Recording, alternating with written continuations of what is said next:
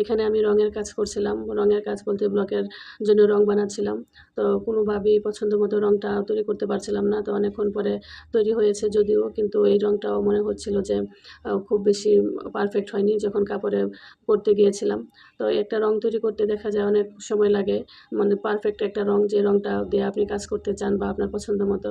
তো এইজন্য একটা কাজ করার আগে অনেক চিন্তা ভাবনা করতে হয়, অনেক কিছু মেইনটেইন করতে হয়, দেখতে হয়। আর এই যে বোতলটা দেখছেন, এটা হচ্ছে সিসিএল। এটা খুব বেশি লাগে না। ১ ফোঁটা বা ২ ফোঁটা দিলে হয়, বা আরেকটু পরিমাণ বাড়িয়ে দিলে হয়। এর চেয়ে বেশি দিলে আবার রঙের কালারটা নষ্ট হয়ে যায়, বা লাগে না আরকি এতটা বেশি। তো আমি এটা যে ঢাকনা, এটা ঢাকনার মধ্যে একটা ছিদ্র করে নিয়েছি। তো সেই ছিদ্র দিয়ে চাপ দিলে ফোঁটা, ফোঁটা আকারে বের হয়। তো আমি সেই হিসাব করে একটু দেই। তো আমি এখানে যেহেতু একটু বড় বাটি নিয়েছি, এখানে আমি ৬ থেকে ৭ ফোঁটা দিয়েছি।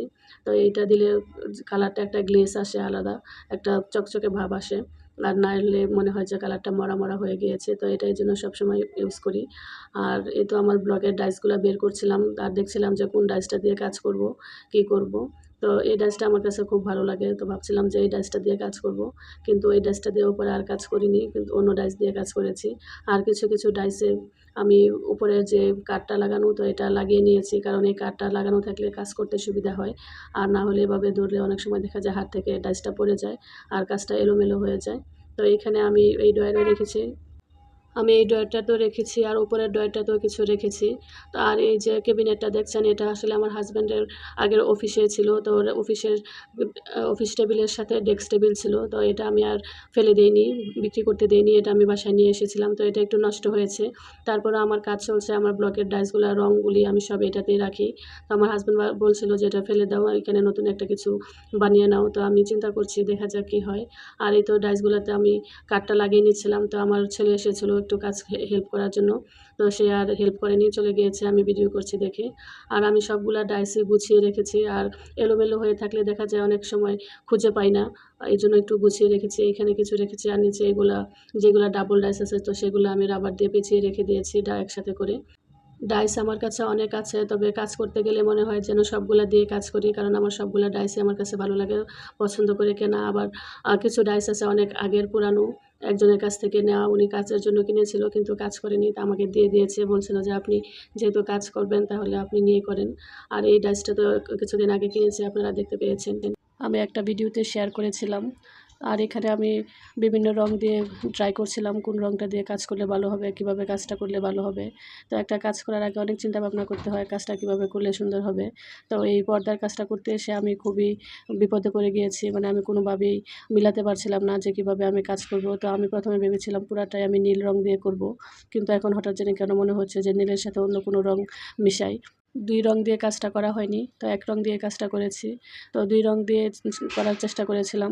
মনে হয়েছিল ভালো লাগবে। তো পরে আর দেখি যে ভালো লাগে না। তো আমি ১ম এই অনেকগুলা নীল রং করে ফেলেছিলাম, তৈরি করে ফেলেছিলাম। তো কিছু সাদা রং থাকলে হয়তো আমি অন্য রং তৈরি করে নিতে পারতাম।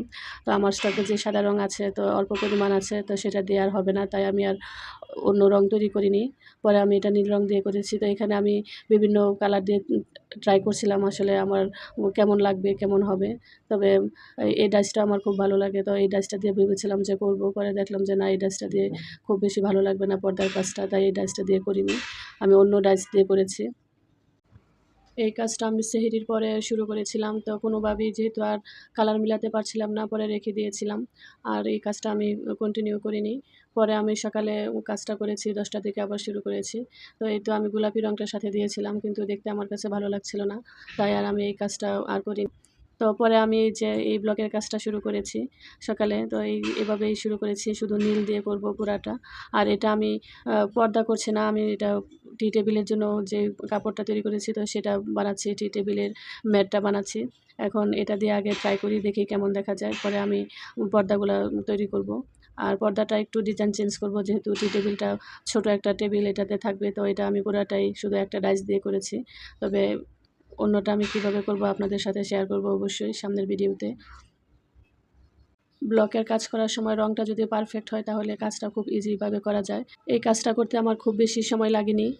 আমার মনে হয় প্রায় ১ ঘন্টার মতো টাইম লেগেছে। তো ১ ঘন্টার মধ্যে আমি কাজটা শেষ করেছি, আরও কম সময় লেগেছে। তো এই রংটা পারফেক্ট হলে দেখা যায় কাজগুলা খুব সুন্দর হয়, তাড়াতাড়ি করা যায়। আর খুব সফট হয়। আর আমার ব্লকের কাজগুলা খুব বেশি হার্ড হয় না। অনেক ব্লকের কাজ হাতে নিলে দেখা যায় যে খুব খসখসে লাগে। তবে এত বেশি খসখসে হয় না। ১ম এ একটু খসখসে লাগলেও পরে ধুয়ে ফেললে আর একদম খসখসাটা লাগেই না। স্ক্রিন প্রিন্টের মতো মনে হয়। এই পর্দার কাজটা আমি অনেকদিন ধরে রেখে দিয়েছি। করব বলে করা হচ্ছিল না। তো অবশেষে করছি। এখন কেমন হয় আল্লাহই জানে। তবে ঈদের জন্য করছিলাম। এখন ঈদের আগে কি আমি কাজটা শেষ করতে পারব নাকি ঠিক বুঝতে পারছি না। তবে ঈদের মধ্যে ঘরে পর্দাটা টানানোর খুব ইচ্ছা আছে। তবে চেষ্টা করব। দেখা যাক কি হয়। আর এখন রোজার শেষ মুহূর্ত। তো শেষ মুহূর্তে রোজাগুলা খুব খারাপ লাগে। এখন আমার অবস্থা তাই। এখনকার রোজাগুলা কেন জানি আমার খুব খারাপ লাগছে। এটা হচ্ছে আমার পুরা ব্লগ করার পরের অংশ। তো এই ফাইনাল লুক। কেমন লাগছে আপনারা সবাই জানাবেন আমাকে কমেন্ট করে। আর সামনাসামনি দেখতে আরও ভাল লাগছিল। ভিডিওতে যদিও রংটা বা এত ফুটে ওঠে নাই, কিন্তু বাস্তবে আরেকটু ভালো লাগছিল। আর এটা আমি এখন রোদে দিয়ে দেবো। তো আমি একটু কড়া রোদে শুকিয়ে নিই, যেন এই রংটা খুব বেশিভাবে পারফেক্ট হয়, খুব বেশি স্থায়ী হয়।